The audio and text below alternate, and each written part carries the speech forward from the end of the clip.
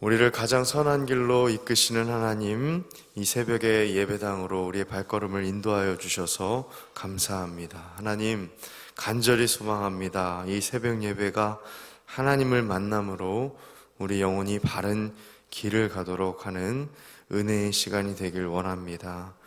찬양과 말씀, 기도 시간을 통해 더욱더 달콤하고 또 오묘한 주님을 향한 경외감으로 주님의 얼굴을 배우는 시간 되게 하여 주옵소서.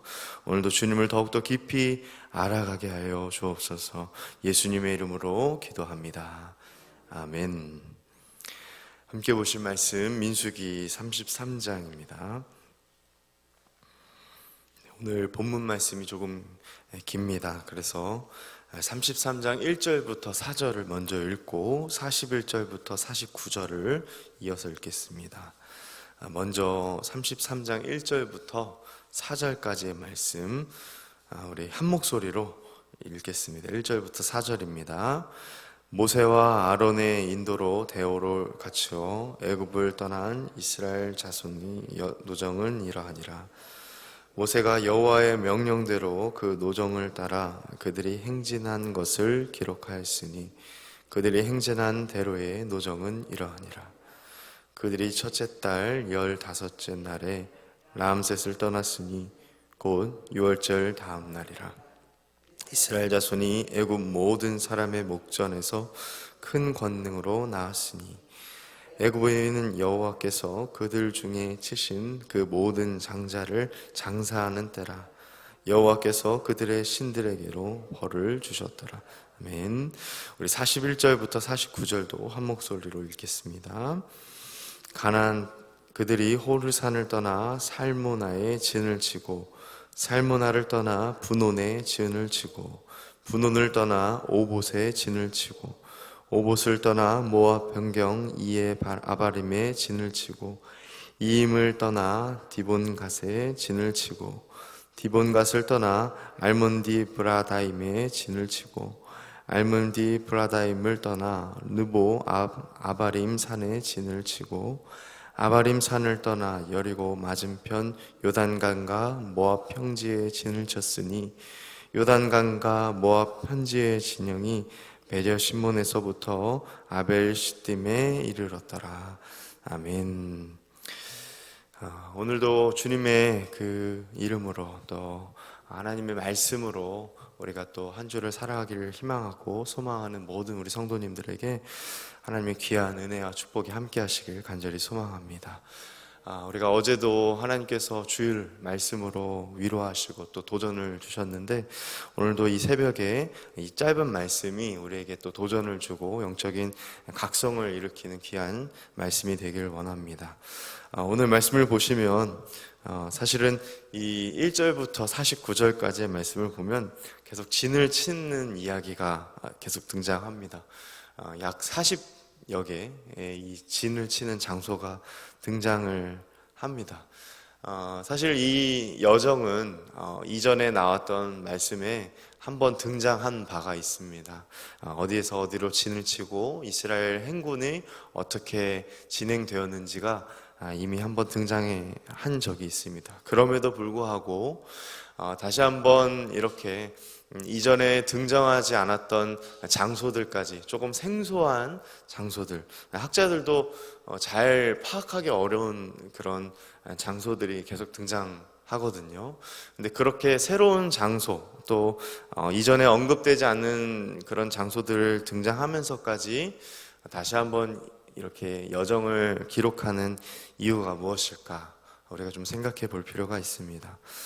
게다가 그냥 일반적이지 않죠. 일반적으로 이렇게 행진만을 다룬 것은 아니고 오늘 1절부터 4절 읽은 거 보시면 이 3절과 4절 보시면 특별히 하나님께서 그 애굽에서부터 어떻게 구원하셨는가, 그것이 얼마나 위대한 일인가, 하나님의 큰 권능인가를 말하고 있고요. 또 우리가 오늘 읽지는 않았지만 아론의 죽음이 중간에 기록되어 있습니다. 이처럼 하나님께서 그냥 이 광야길을 이렇게 쭉 역사적인 어떤 서술로 우리에게 말씀하시는 것은 아니고 분명히 교훈하고자 하는 바가 있고 가르치고자 하는 바가 있다는 것을 우리가 알 수 있습니다. 저는 오늘 이 새벽에 크게 두 가지를 살펴보려고 합니다. 그래서 기도의 제목을 삼고자 합니다. 첫 번째는 하나님은 능력의 하나님이시다라는 것입니다. 우리 생각보다 크신 하나님이시다. 이스라엘 백성들을 광야에서 이끄신 하나님은 능력의 하나님이시다라는 것을 오늘 이 새벽에 본문 말씀을 통해 우리에게 하나님은 다시 한번 깨닫게 하십니다. 우리도 종종 그런 고백을 스스로가 하게 되죠. 지금까지 지내온 것이 누구의 은혜입니까? 하나님의 은혜입니다.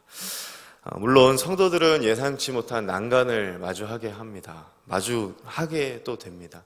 그렇지만 하나님께서 그 지나온 과거들을 생각해 보면 하나님이 그때마다 잘 넘어가게 하셨고 또 그 능력의 하나님의 손길로 우리가 그것을 견디고 버티게 하신 줄 믿습니다.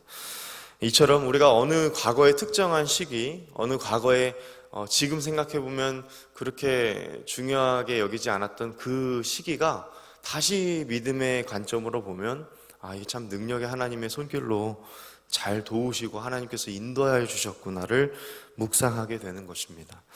하나님의 능력의 하나님이심을 우리가 믿게 되는 이유가 특별한 어떤 정말 충격적인 그런 역사가 있어서라기보다는 그 평범해 보였던 그 하루하루, 사실 그 일상들이 정말 하나님의 능력으로 말미암지 않고는 안 됐던 것을 우리가 깨닫게 되기 때문입니다.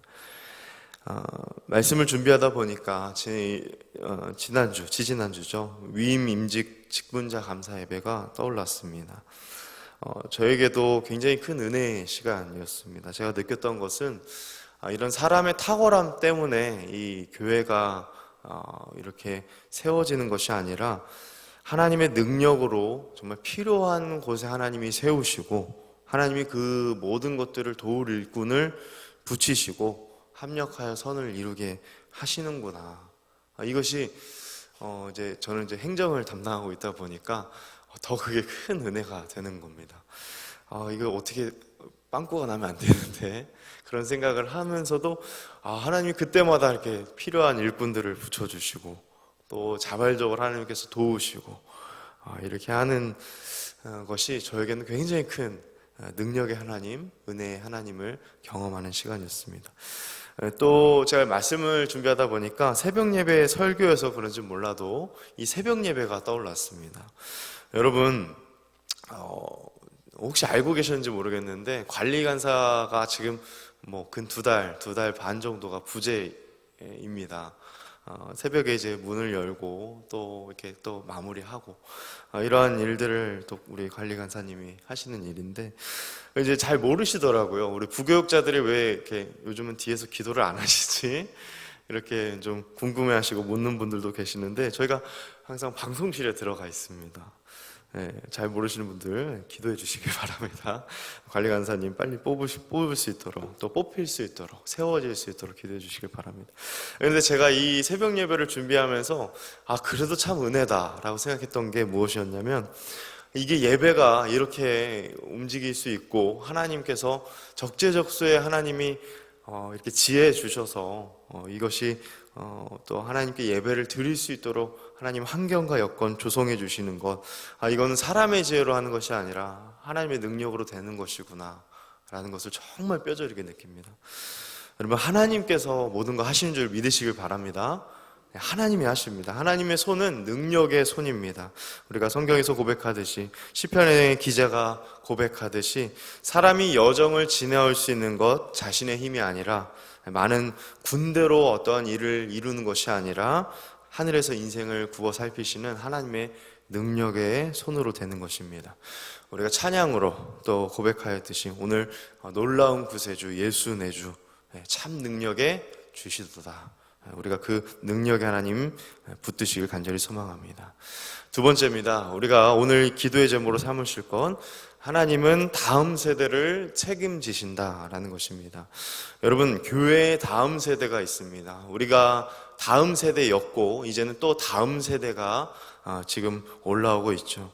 이스라엘 백성들이 광야에서 위기가 있었습니다. 특별히 가데스라는 이 장소, 어떤 장소입니까? 불순종했던 장소입니다. 38년간 세월을 광야에서 방향하는 그 심판을 받은 장소입니다. 이어지는 이 호르산에서 아론의 죽음을 여기 본문에서는 언급하는 것도 광야 1세대가 어떻게 됐다는 겁니까? 하나님의 치리하심으로, 하나님의 심판함으로 저물어 갔다라는 것을 알려주는 겁니다. 그런데 그것으로 끝나지 않고, 광야 1세대로 이 행군, 이 여정이 끝나지 않고, 아론의 죽음으로 끝나지 않고 계속해서 하나님은 광야 2세대를 붙들고 그 여정을 이끌어 주신다라는 것입니다. 41절 이하의 그 말씀의 여정의 기록이 바로 그러한 내용입니다. 하나님은 약속하신 것을 분명히 이루십니다. 그 약속은 다음 세대를 책임지신다는 약속이었습니다. 사랑하는 여러분, 우리가 우이동교회와 한국교회를 위해서 하나님께서는 오늘 무슨 일을 하고 계실까? 하나님은 무슨 일을 지금도 쉬지 않고 하고 계실까?